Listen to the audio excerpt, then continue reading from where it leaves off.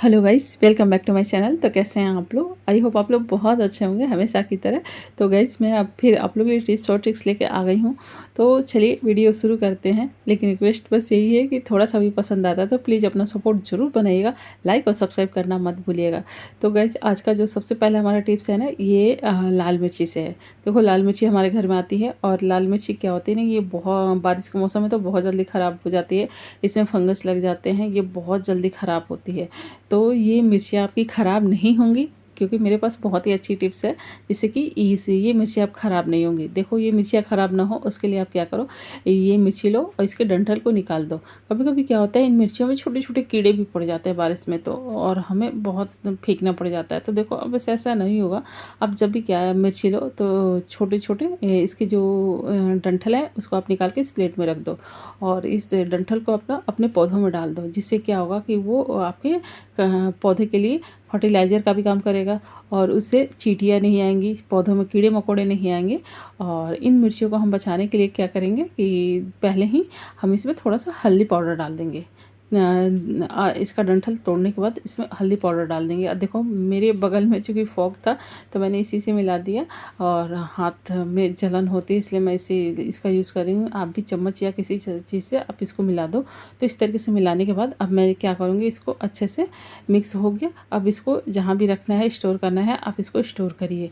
इससे क्या होगा कि इसमें फंगस नहीं लगेगा और ये जल्दी ख़राब नहीं होंगे। लेकिन ये करने से पहले आप इसको धूप दिखा दीजिए। अगर धूप मिल जाएगा तो बहुत अच्छा है, नहीं मिल पा रहा है तो कोई बात नहीं। और अगला जो हमारा टिप्स है ना, ये हरी मिर्चियों से है। देखो, हरी मिर्चियाँ क्या होता है ना कि बहुत मुझे तो दिक्कत होती है, मेरी स्किन सेंसिटिव है, मुझे बहुत दिक्कत होती है इन मिर्चियों को काटने में। पूरे हाथों में जलन शुरू हो जाती है। तो मैं क्या करती हूँ, अपने किचन में रखती हूँ ये छोटी सी सीजर।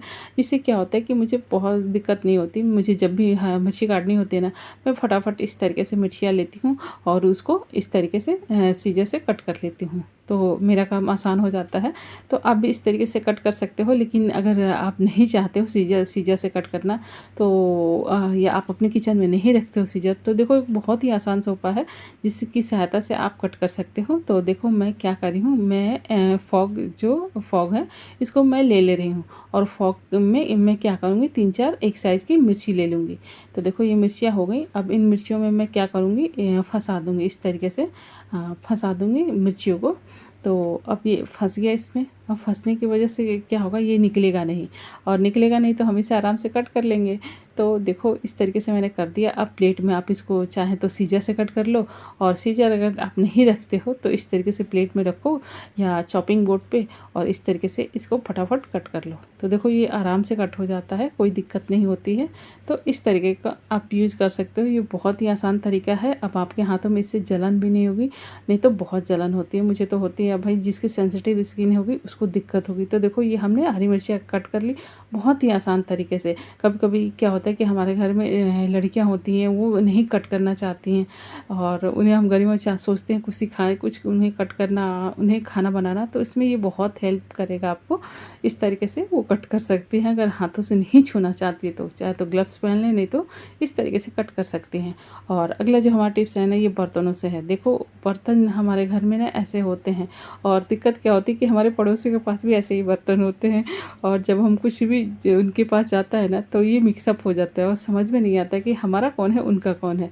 तो मेरी मम्मी ये काम करती थी। तो मुझे याद है कि बचपन में क्या होता था कि हम लोग छोटे थे, मतलब जब शादी से पहले, तो हमारे घर से ना बर्तन जाते थे शादी या फंक्शन कुछ होता था। तो सॉरी, मेरी जुबान फिसल जाती है। तो ये क्या हो, जब भी जाता था ना, तो मेरी मम्मी क्या करती थी कि इस तरीके से इन बर्तनों में ना कुछ या तो दुकान पे से ही नाम लिखवा के लाती थी, जिससे कि इस पे सब पे नाम होता था। अगर नाम नहीं है तो वो क्या करती थी, इन कटोरी, ये जो भी बर्तन देती थी, बड़ा छोटा जो भी बर्तन देती थी, उस पे निशान लगा देती थी।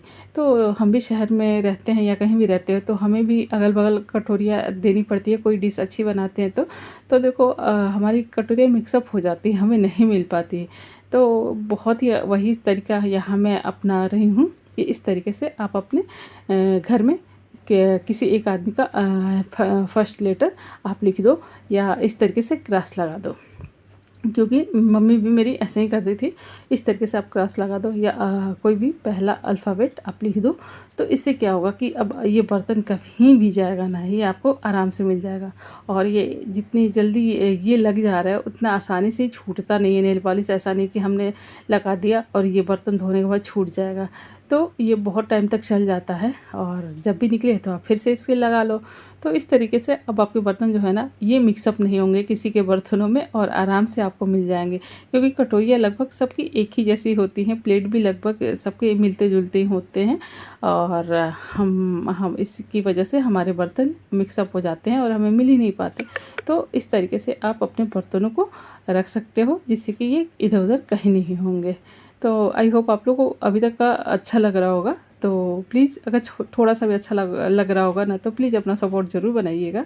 और अगला जो हमारा टिप्स है ना, ये जो ऐसे प्लास्टिक के ना आते हैं कंटेनर हमारे यहाँ खाने के में, और जब हम बाहर से ना लाते हैं तो, और ये बेकार पड़े रहते हैं, या तो हम फेंक देते हैं या फिर रखते हैं कि शायद किसी काम में आ जाए। तो देखो जब भी ऐसा होना तो आप इस तरीके से ले लो। देखो मैंने 2 ले लिया है, आप एक ही साइज़ की ले सकते हो। मैंने 2 अलग अलग साइज़ के लिए हैं और एक छोटा एक बड़ा। जो ब्लैक वाला है वो थोड़ा सा बड़ा है, तो मैंने इसके पीछे में मैं होल कर दूँगी। देखो पीछे जो ब्लैक है ना, उसी के नीचे मैं होल कर दूँगी। और होल करने के बाद मैं क्या करूँगी, ये दूसरे डिब्बे में इस तरीके से कोल्ड ड्रिंक के ढक्कन रख दो या कोई पत्थर रख दो बराबर साइज़ का, और उसके ऊपर आप इसको रख दो। इस रखने की वजह से क्या होगा कि ये नीचे की तरफ ये जाएगा नहीं। वैसे भी ये बड़ा है थोड़ा सा, तो आप चाहो तो कोई वेस्ट ढक्कन हो किसी वाटर बोतल का, तो उसको भी आप रख सकते हो। तो इस तरीके से मैं क्या कर रही हूँ कि यहाँ पे ये कोल्ड ड्रिंक के ढक्कन रख रही हूँ, जिससे कि ये थोड़ा सा ऊंचा बना रहेगा। वैसे ये थोड़ा सा बड़ा है तो ये ऐसे भी ऊंचा ही रहा। और फिर मैं क्या करूँगी, जो भी आप अपना यूज़ करते हो क्लीनिंग के लिए, बर्तनों को साफ़ करने के लिए, तो उस जो भी आप यूज़ करते हो उसको आप इसमें डाल दो। देखो मैंने इस तरीके से डाल दिया। अब आप इससे बर्तन धोगे तो क्या होगा, ये पिघलेगा नहीं और आपको बहुत ही आसानी से ऐसा ये बन चुका है, जिससे कि जो भी पानी अगर इसमें चला भी जाता है तो ड्रेन होकर नीचे चला जाएगा। होल की वजह से ये नीचे चला जाएगा, जिसे आप बाद में हटा सकते हो। और तो गाइज़ अगला जो हमारा टिप्स है ना, ये शहद से है। देखो शहद जो हमारे घर में यूज होते हैं, लेकिन जब भी हम इसे चम्मच से निकालते हैं ना, तो दिक्कत क्या होती है कि पूरे चम्मच में लग जाते हैं। आप कितना भी इसे निकालो, ये चम्मच में लास्ट लेयर लग ही जाता है और ये निकलता नहीं है। थोड़ा थोड़ा निकलता रहता है बस, और एक लेयर सी बनी रहती है, और जिससे हमें बार बार चम्मच को धोना पड़ता है। तो देखो अब से क्या होगा कि ये नहीं हो, उसका बहुत ही आसान सा उपाय है मेरे पास। कि आप क्या करो, अभी मैं आपको दिखा रही हूँ। देखो हमने चम्मच ले लिया और चम्मच में हमने क्या किया, घी लगा दिया। आगे पीछे हमने दोनों तरफ घी लगा दिया, और घी लगाने के बाद हमने क्या किया, इसको शहद के जार में हमने डाला। और देखिए आपके सामने मैं दिखा रही हूँ कि पूरा शहद आराम से निकल जाता है इस तरीके से। जिससे क्या होगा कि आपको बिल्कुल आपके चम्मच को बार बार बहुत ज़्यादा साफ़ नहीं करना पड़ेगा। ये देखो आराम से निकल गया और इसमें बहुत ही शहद बिल्कुल निकल चुका है। तो इस तरीके से जब भी आप शहद निकालते हो तो थोड़ा सा हल्का सा घी लगा दो, जिससे कि ये बिल्कुल उस पर एक लेयर नहीं जमेगी, क्योंकि लेयर जम जाती है जिससे कि हमें फेंकना ही पड़ता है। हम चम्मच से निकालने के बाद जो बचता है उसको बेसिंग में डाल देते हैं। तो इस तरीके से बर्बाद नहीं होगा। जो भी शहद आपका होगा उतना ही इसमें निकलेगा जितना आपका यूज़ होगा। जितना आप निकालोगे ना वो सारा निकल जाएगा। तो इस तरीके को आप यूज़ कर सकते हो। तो गाइज़ आज के टिप्स और ट्रिक्स आपको कैसे लगे, अगर थोड़े से भी अच्छे लगे हो तो प्लीज़ अपना सपोर्ट ज़रूर बनाइएगा। लाइक और सब्सक्राइब करना मत भूलिएगा। और आपने हमारी वीडियो वॉच की उसके लिए दिल से धन्यवाद। Thank you.